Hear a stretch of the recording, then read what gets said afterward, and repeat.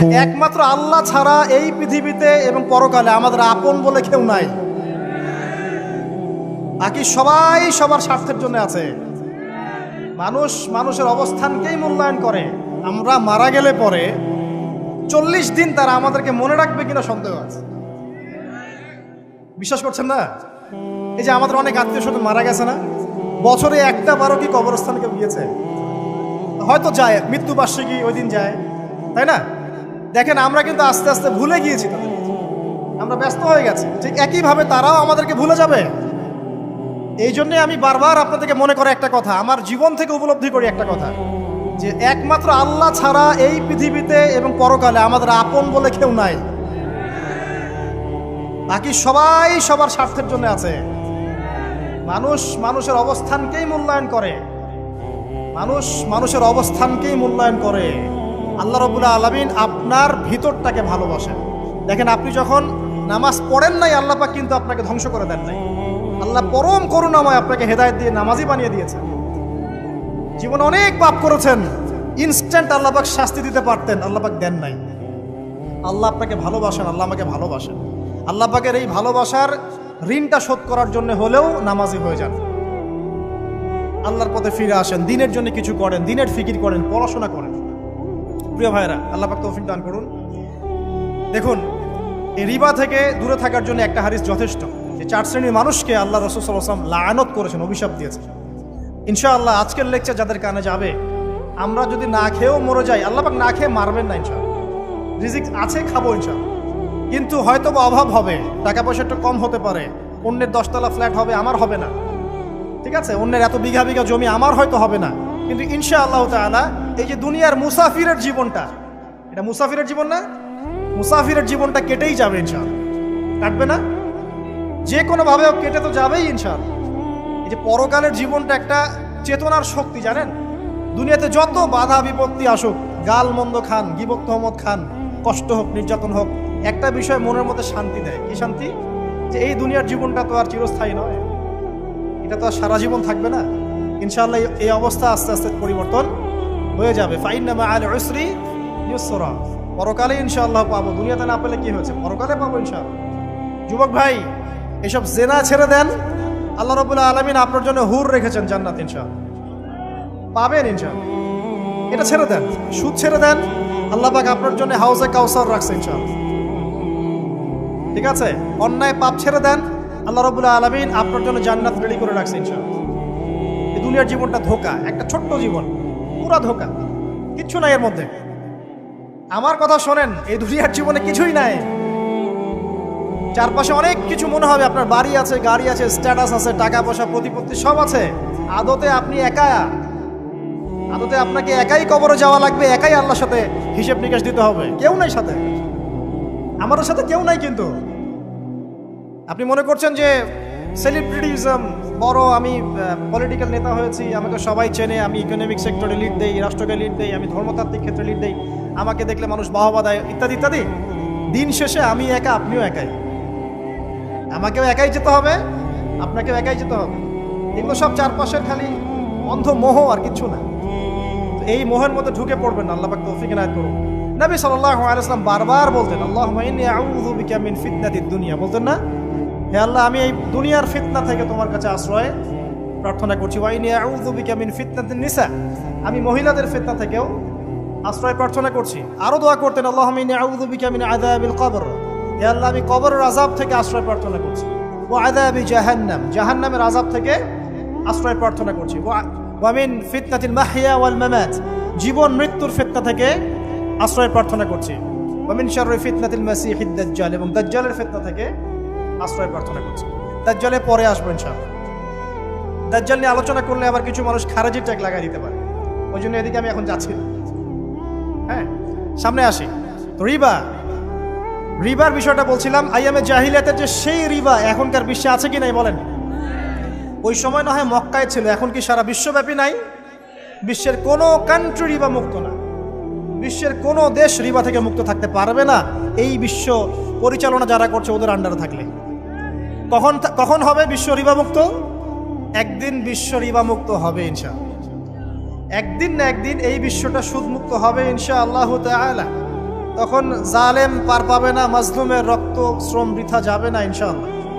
কবে কত বছর পর আমি জানি না, কিন্তু এতটুকু জানি যে মালহামার পরে যখন আল মাহদি আসবেন এবং তারপর যখন মাসিহুদ দাজ্জাল বের হবে এবং ঈসা ইবনে মারইয়ামকে আল্লাহ পাক নামিয়ে দিবেন, তার হাতে যখন দাজ্জাল নিহত হবে এবং জেরুজালেম থেকে যখন পুরো বিশ্ব শাসন করা হবে মুসলিমদের হাতে, তখন রিবা বলে কিচ্ছু থাকবে না পৃথিবীতে। তার আগ পর্যন্ত এই অবস্থা সলভ হবে কিনা আমরা জানি না, হতেও পারে না। ওই সময় যে হবে নিশ্চিত ইনশাআল্লাহ। আসুন, আইয়ামে জাহিলিয়াতের আরেকটা বড় পাপ ছিল যে এক ভাই বলেছেন, সেটা হচ্ছে নারীর অবমাননা। কে বলেছে এই কথাটা? সামনে একজন। হ্যাঁ, আইয়ামে জাহিলিয়াতের অন্যতম একটা সেরা পাপ ছিল কি? নারীর অবমাননা। এটা নিয়ে কি বলতে হবে? এখন ধর্মের মধ্যেও আমরা নারীদেরকে অবমাননা করছি। বহু নামাজি ব্যক্তি আছে আমাদের মধ্যে, দেখবেন বোনের সম্পত্তি দেয় নাই, মেয়েকে শিক্ষিত করতে যাচ্ছেন না। কেন যাচ্ছেন না? ওর কি অধিকার নাই শিক্ষার? আপনি কি জানেন যে আয়েশা রাদিয়াল্লাহু আনহার কাছে বহু সাহাবী হাদিসের তালিম নিয়েছেন, বহু হাদিস শিখিয়েছেন কে? মা আয়েশা রাদিয়াল্লাহু আনহা। তিনি যদি শিক্ষিত না হতেন শেখাতে পারতেন? তো মেয়েদের শিক্ষার দরকার আছে না? হ্যাঁ, কি বিষয় দরকার? তাদের উপযুক্ত পরিবেশ নিশ্চিত করতে হবে, নিরাপত্তা, পর্দা এগুলো নিশ্চিত করতে হবে। তারপরে মেয়েদেরকে আপনি অবশ্যই শিক্ষিত করুন। ঘরের কোণে বসে রাখতে কে বলেছে? আপনি নিরাপদ পরিবেশ দেন, পর্দা দেন, তারা মাদ্রাসা যাবে, পড়াশোনা করবে। ঠিক আছে? আল্লাহ পাক আমাদের মা বোনদেরকে শিক্ষিত করার তৌফিক দান করুন, আমিন। ভালো ভালো কোয়ালিটি সম্পন্ন মহিলা মাদ্রাসা গড়ে তোলেন। আর মেয়েরা যদি শিক্ষিত না হয় তাহলে আমাদের বাড়ির বউরা শিক্ষিত হবে। আর বউ শিক্ষিত না হলে আপনি একা শিক্ষিত হয়ে লাভ নাই। তখন ওই যে বললাম টর্চার সেল, ওই টর্চার সেলে ঢুকতে হবে আর কি। কথা বুঝতে পারছেন না? আগে বিয়ে শাদী করেন, বুঝবেন ইনশাআল্লাহ। যারা করেছেন তারা অলরেডি হাসছে যে মিটমিট করে দেন। ঠিক আছে? আচ্ছা, সামনে আসেন। দেখেন মেয়েদের অবমাননা কিভাবে দেখাবো। সবচেয়ে বড় অবমাননা হচ্ছে ওদের দেহটাকে আমরা এখন পণ্য বানিয়েছি। এই যে পর্নোগ্রাফি দেখেন, এই মেয়েগুলোর ইজ্জতের কোনো দাম নাই। মানে তাদের দেহটাকে একটা ব্যবসার সামগ্রী বানানো হয়েছে। এবং আমি একটা লেকচার দিয়েছিলাম ঢাকায়, নীল দর্পণ, দেখবেন অনলাইনে আছে। ওখানে আমি স্ট্যাটিস্টিক দেখিয়েছি যে সারা বিশ্বে এই যে আমেরিকায় শুধুমাত্র $12 বিলিয়ন ব্যবসা করে পর্ন দিয়ে। এটা একটা ব্যবসা, একটা ইন্ডাস্ট্রি। যেমন ফিল্ম ইন্ডাস্ট্রি আছে, তারপরে গানের ইন্ডাস্ট্রি আছে না, এরকম একটা ইন্ডাস্ট্রি হচ্ছে এই পর্ন ইন্ডাস্ট্রি। এখানে সবাই অ্যাক্টর অ্যাক্ট্রেস, এটা হচ্ছে অভিনেতা অভিনেত্রী। এখানে যা দেখানো হয় এগুলো কিন্তু রিয়েল না, বাস্তব না, সব ফেক। বুঝতে পারছেন না কথা? এগুলো অভিনয়, এগুলো ফেক। এবং এটা একটা ইন্ডাস্ট্রি, এর মধ্য দিয়ে মেয়েদের দেহটাকে পণ্য বানিয়ে সারা বিশ্বে ব্যবসা করছে। এবং এর একটা অন্যতম উদ্দেশ্য হচ্ছে মুসলিম যুবকদের ঈমান যেন নষ্ট করা যায়। কারণ মুসলিম যুবকদের ঈমান চলে গেলে তারা নিশ্চিন্ত যে ওদের পথে আর কেউ বাধা নাই। কারণ ওদের এই জুলুমের পথে বাধা যদি কেউ দিতে পারে তাহলে কারা দিবে? মুসলিমরা। আর মুসলিমদের মধ্যে সবচেয়ে শৌর্য কাদের মধ্যে থাকে? যুবকদের মধ্যে। যুবকদের ঈমান যদি চলে যায় তাহলে এদের আর কোনো সমস্যা নাই। এই বিষয়টা খেয়াল করবেন যে এটা একটা ইন্ডাস্ট্রি। সো এখানে আমরা মেয়েদের দেহটাকে আমরা কি বানিয়েছি? পণ্য বানিয়ে দিয়েছি। আর এখন তো চলছে কাপড় খোলা সংস্কৃতি। প্রত্যেকটা সেক্টরে আপনি গিয়ে দেখবেন মেয়েদের ইজ্জত, সম্মান, আব্রুটাকে উন্মুক্ত করে এটাকে দিয়ে আমরা বিজনেস করছি। এটা একটা বিজনেস। এখানে সমাধান কি? সমাধান আয়েশা রাদিয়াল্লাহু আনহা। সমাধান কে? সমাধান ফাতিমা রাদিয়াল্লাহু আনহা। সমাধান কে? সমাধান খাদিজা রাদিয়াল্লাহু আনহা। আমাদের মা, আমাদের বোন, আমাদের স্ত্রীদেরকে তাদের মতো করে মানুষ করতে হবে, গড়ে তুলতে হবে ইনশাআল্লাহ। দেখবেন নারীর সত্যিকারের সম্মান নিশ্চিত হবে ইনশাআল্লাহ। ইসলাম কি কখনো বলেছে যে মেয়েরা কাজ করতে পারবে না, পড়াশোনা করতে পারবে না ইত্যাদি? এই নাস্তিকরা তো ঠুনকো যুক্তি দিয়ে আক্রমণ করে। কে বলেছে? সমস্যা এমন ইসলামিক স্টেট আছে যেখানে একটা স্টুডিও, মনে করি স্টুডিও, ছবি তোলা হয়, কথার কথা, সেখানে সব কর্মী মহিলা, কোনো পুরুষ নাই। একটা মাদ্রাসা, সমস্ত কর্মী মহিলা, কোনো পুরুষ নাই। একটা স্কুল, সবাই মহিলা, কোনো পুরুষ নাই। ওখানে মেয়েরাই পড়ে, মেয়েরাই শেখায়। জায়েজ না জায়েজ বলেন? একটা নিরাপদ পরিবেশে যদি মেয়েরাই মেয়েদের দায়িত্ব নিয়ে পড়াশোনা করায়, ব্যবসা করে, অন্য কিছু করে, জায়েজ না জায়েজ? তাহলে পরিবেশ নিশ্চিত করাটা হচ্ছে চ্যালেঞ্জ। ইসলাম বলছে না যে আপনি তাকে একদম অজ্ঞ করে রেখে ঘরের কোণে ফেলায় রেখে দেন, তাকে আপনি পড়াশোনাও শেখাবেন না, সম্পত্তির অধিকারও দিবেন না, কিছুই না। এগুলো ইসলাম কখনো বলেনি। বলেছে? আরে বোকা মানুষ! রাসূলুল্লাহ সাল্লাল্লাহু আলাইহি ওয়াসাল্লামের সময় তো মহিলা সাহাবীরা উহুদের যুদ্ধ করেছে। কি শুনলেন? রাসূল সাল্লাল্লাহু আলাইহি ওয়াসাল্লামের সময় মহিলা সাহাবী উহুদের যুদ্ধও করেছে। উহুদের যুদ্ধের নাম শুনেছেন? ওখানে মহিলা সাহাবীও ছিল তীরন্দাজ। তাহলে মহিলাটা কি করে নাই নবীর যুগে? খাদিজা রাদিয়াল্লাহু আনহা যত বড় ব্যবসায়ী ছিলেন, এখন এত বড় ব্যবসায়ী পাবেন? কোন মেয়ে আছে এত বড় ব্যবসায়ী? উসমান রাদিয়াল্লাহু আনহু যত বড় বিজনেসম্যান ছিলেন, এখন এত বড় বিজনেসম্যান আছে? তো কি ছিল না সেই স্বর্ণ যুগে? ওই স্বর্ণ যুগের সুন্নতি আমাদেরকে আমল করতে হবে। আল্লাহ পাক তৌফিক এনায়েত করুন, আমিন। প্রিয় মা ও বোনেরা, পর্দা ছাড়বেন না। আপনাদের জন্য 4টা কাজ: স্বামীর আনুগত্য করা, লজ্জাস্থানের হেফাজত করা, আপনার 5 ওয়াক্ত সালাত ঠিকঠাক মতো আদায় করা এবং রমজান মাসে সওম রাখা। নবীজি বলেছেন সাল্লাল্লাহু আলাইহি ওয়াসাল্লাম, জান্নাতের যে কোনো দরজা দিয়ে ইচ্ছা আপনি প্রবেশ করতে পারবেন। আপনার জন্য সহজ। আর স্বামীর আনুগত্য বলতে আমি বুঝাইনি স্বামীর দাসত্ব করতে হবে, এটা বলিনি। এখনকার কিছু ফ্যামিলিস্ট মেয়ে আছে, ওরা আনুগত্য শব্দ মনে হয় যে দাসত্ব বলে। আনুগত্য দাসত্ব এক জিনিস না। আনুগত্য কি? স্বামী কোরআন সুন্নাহর অনুকূলে কোনো কথা বলেছে, আপনি মানবেন। স্বামী বলছে পর্দা করো, তোমাকে ভালোবেসে বলছি তুমি পর্দা করো, তুমি আমার অনেক প্রিয় একজন মানুষ, তুমি বেপর্দায় বাইরে যাবা, লোকজন দেখবে, কেমন হয়? ঠিক আছে, তোমাকে তো আমিই বিয়ে করেছি, তুমি আমার, মানুষ তোমাকে দেখবে কেন? ঠিক আছে, তো এখন স্বামী ভালো কথা বলেছে, আপনি শুনলেন, এটা আনুগত্য। আর ওই স্বামী যদি বলে আসো তো আমার কলিগরা এসেছে, ওকে খাবার সার্ভ করতে হবে, আসো খাবারটা পরিবেশন করো, এখন আপনি বেপর্দা হয়ে আপনার স্বামীর কলিগের সামনে খাবার পরিবেশন করতে শুরু করবেন, এটা কি আনুগত্য করতে হবে? এটা তখন আপনি আনুগত্য করবেন না। সিম্পল, কোরআন সুন্নাহর অনুগত কাজে আপনি স্বামীর আনুগত্য করবেন, বিপরীতে গেলে আপনি করবেন না। স্বামীর আনুগত্য মানে স্বামীর দাসত্ব নয়। আর এই হাদিসটা আপনি কেন ভুলে যান যে আল্লাহ রাসূল সাল্লাল্লাহু আলাইহি ওয়াসাল্লাম বলেছেন আল্লাহ ছাড়া যদি কাউকে সেজদা করা যেত, সম্মান বুঝাচ্ছেন, আল্লাহ ছাড়া যদি কাউকে সেজদা করা জায়েজ হতো, আমি মেয়েদেরকে বলতাম যেন স্বামীকে সেজদা করে। কেন? কারণ আপনাকে রেসপন্সিবিলিটি, আপনার খাবার, আপনার ফুড, আপনার শেল্টার, আপনার মানে পুরো দায় দায়িত্ব নিজের হাড় ভাঙা পরিশ্রম দিয়ে, জীবনের ঝুঁকি নিয়ে স্বামী আপনার জন্য করে। সে আপনার সম্মান পাওয়ার যোগ্য তো? সে কি আপনার সম্মান পাওয়ার যোগ্য নয়? আপনি যদি সম্মানের হক আদায় না করতে পারেন তাহলে আপনি অকৃতজ্ঞ। আর অকৃতজ্ঞ মেয়ে কখনো জান্নাতে যাবে? একটা হাদিসে আছে বেশিরভাগ মেয়ে জাহান্নামের যাওয়ার অন্যতম কারণ হচ্ছে তারা স্বামীর সাথে কুফরি করে। কি করে? মানে সারা জীবন স্বামী ভালোবেসে যায়, ভরণ পোষণ দিয়ে যায়, সব চাহিদা পূরণ করে যায়, একদিন দেখবেন কথা কাটাকাটি হয়েছে, ওই দিন বলে বসবে যে তোমার কাছে আমি কিচ্ছু পাই না। এই যে কুফরি, এই কারণে তারা জাহান্নামে যেতে পারে বেশি। আল্লাহ হেফাজত করবে। আরেকটা কারণ হচ্ছে যে বেপর্দা। আপনাকে 4টা মূলনীতি ফলো করতে হবে। 1, এমন কোনো পোশাক পরবেন না যে পোশাকটা আটো সাটো, যেটা পরলে আপনার গায়ের কাঠামো বোঝা যায়। এটা বোরখা হলেও পরা যাবে না। আমি কি বুঝাতে পারছি? ডিজিটাল বোরখা দেখেন নাই? দেখছেন? মাশাআল্লাহ। আর কারা কারা দেখছেন? এদিকে চোখ বেশি যায় না?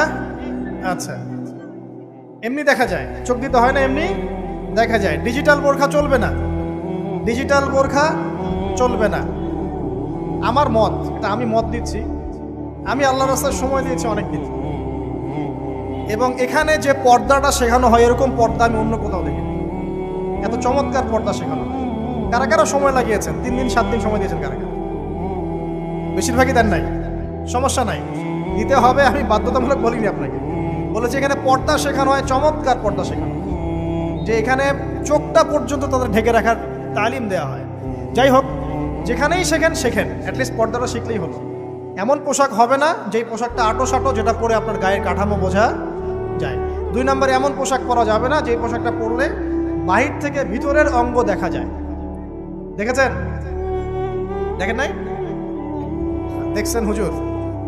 আচ্ছা, আপনারা তো সব দেখেন দেখি। তারপরে 3 নাম্বার, এমন পোশাক পরা যাবে না যেটা অমুসলিমদের সাথে সাদৃশ্য আছে। কথা বুঝতে পারছেন? অমুসলিমদের ধর্মীয় বিষয়ের সাথে সাদৃশ্য আছে এমন পোশাক মুসলিম মেয়েদের পরা যাবে না। এর মানে এই নয় যে অন্য ধর্মকে আপনি আক্রমণ করবেন, এটাও নয়। যে যার ধর্ম তাদের স্বাধীনতা মতো পালন করবে। মুসলিমরা বাধা দিবে না। মুসলিমরা দাওয়াত দিতে পারে। কি করতে পারে? দাওয়াত দিতে পারে যে ভাই, যে লা ইলাহা ইল্লাল্লাহর কনসেপ্ট আপনাকে বুঝাচ্ছি, আল্লাহ ছাড়া কোনো মাবুদ নাই, মুহাম্মদ সাল্লাল্লাহু আলাইহি ওয়াসাল্লাম সর্বশেষ রাসূল, এই কোরআন পড়ুন, হাদিস পড়ুন, দেখুন এটাই হচ্ছে মানবতার মুক্তির সনদ। এরপর যদি সে ইসলাম কবুল করে আলহামদুলিল্লাহ, যদি না করে এর হিসাব কে দিবে? সে নিজে দিবে। এর হিসাব কি আমাকে দেওয়া লাগবে? দেওয়া লাগবে না। তো অমুসলিমদের সাথে সাদৃশ্য আছে এমন পোশাক চলবে না।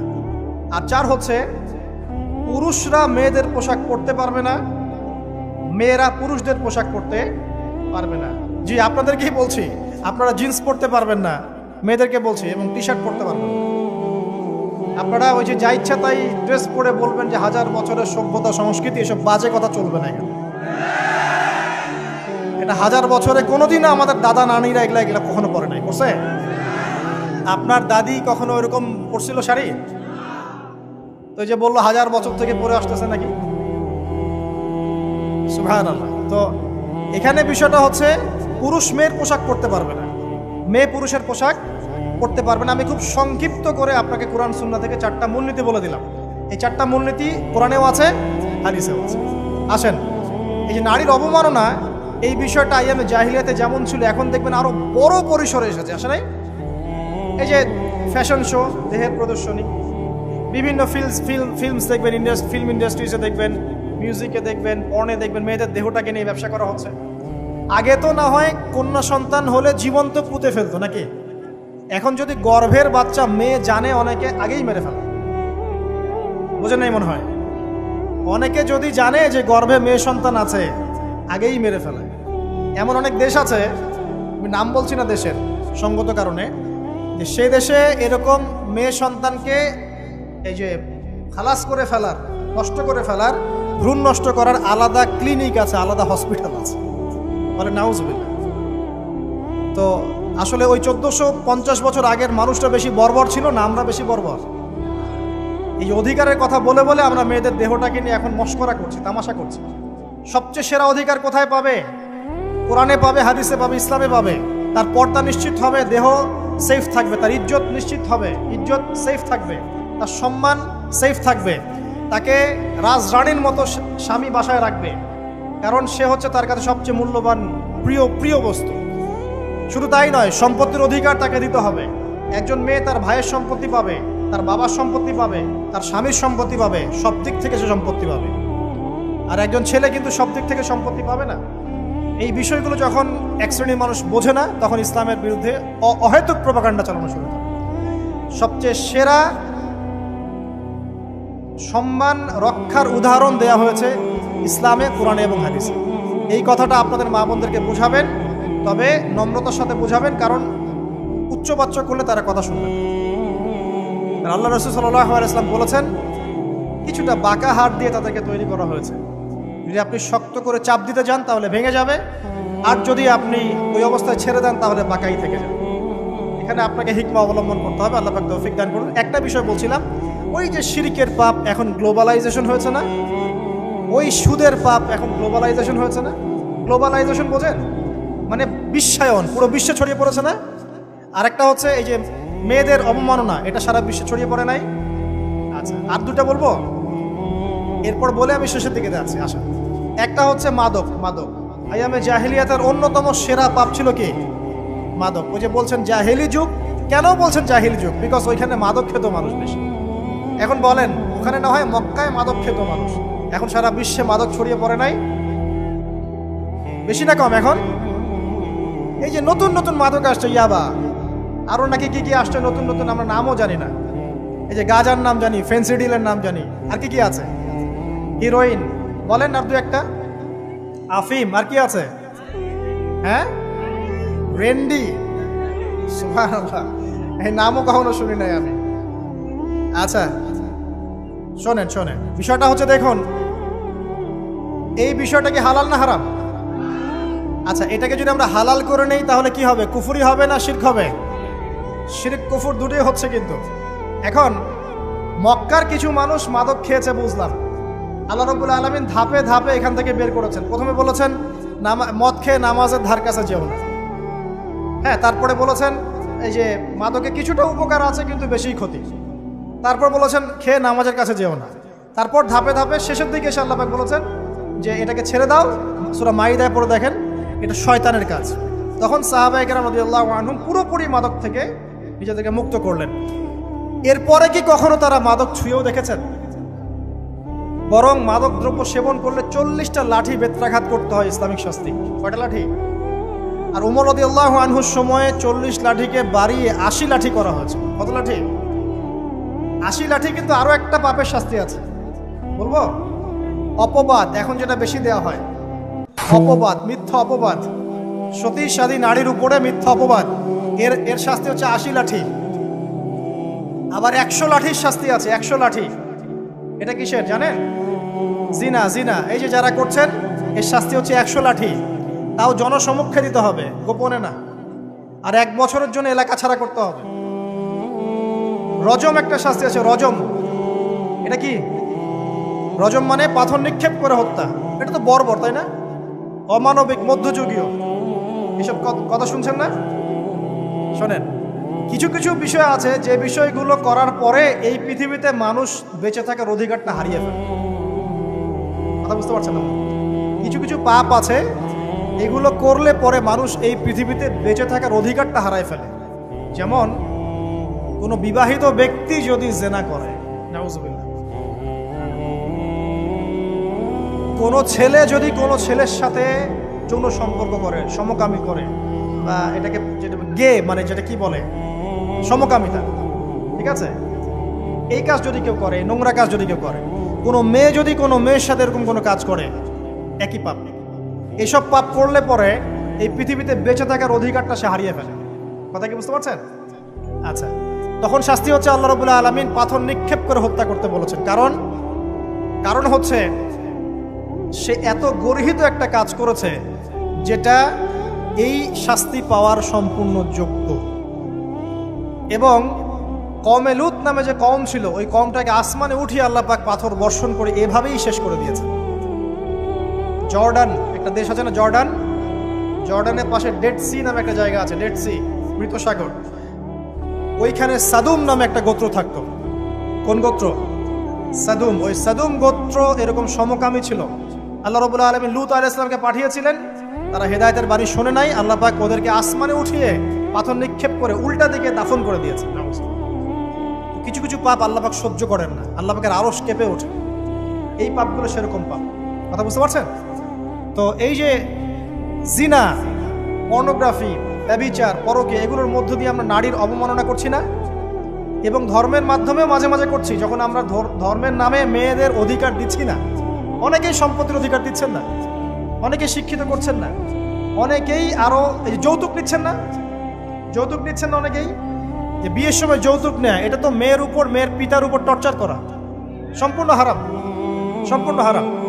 তারপরে দেখবেন, রিপোর্টগুলো পড়ে দেখবেন যে এই বছর 2000 কত, এটা 22, এই 22-এই গভর্নমেন্ট রিপোর্ট অনুযায়ী নিবন্ধিত প্রায় 1339টা ধর্ষণের মামলা হয়েছে।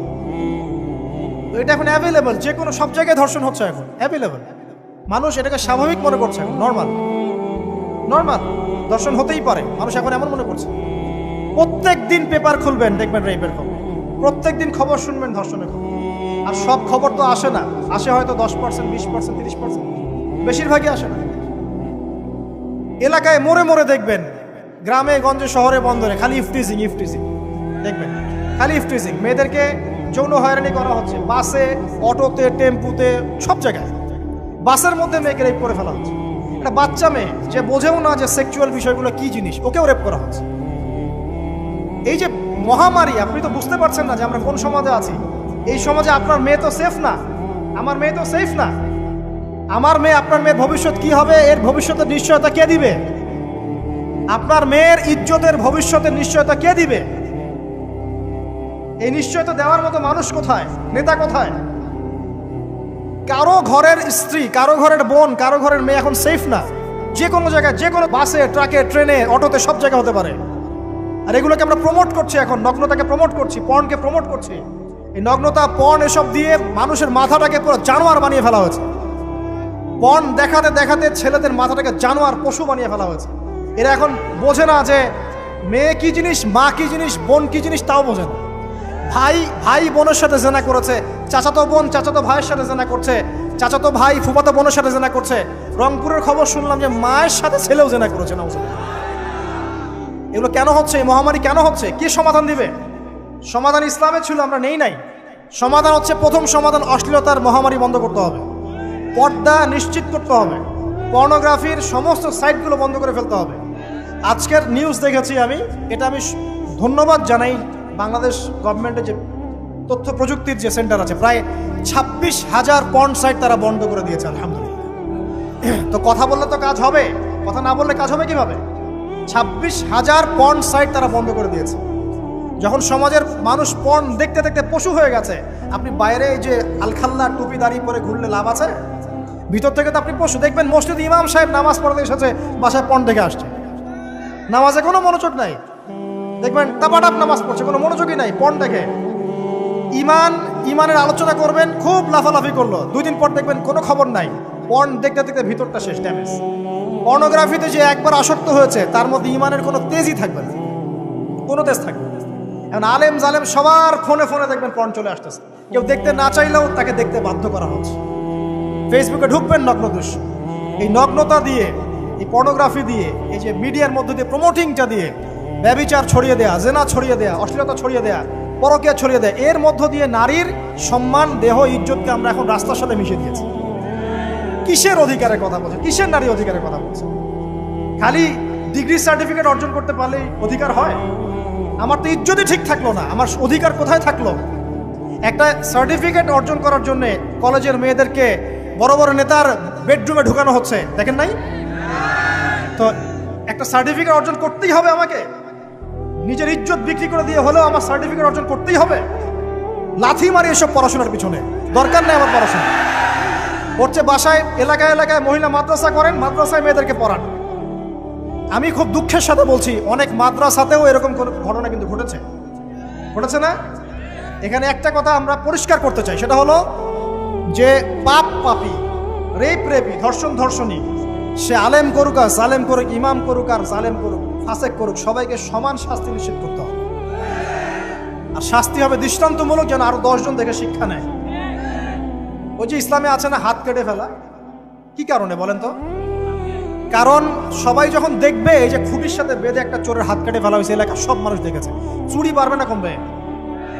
নিশ্চিত চুরি কমে যাবে ইনশাআল্লাহ। তো এই যে নারীর অবমাননার ওই যুগের চেয়ে এই যুগে বেশি না কম? আপনি ভালো করে আল্লাহর নূর দিয়ে দেখেন। আমি প্রথমে বলেছি, শুধু বাইরের চোখ দিয়ে দেখলে সব বুঝতে পারবেন না।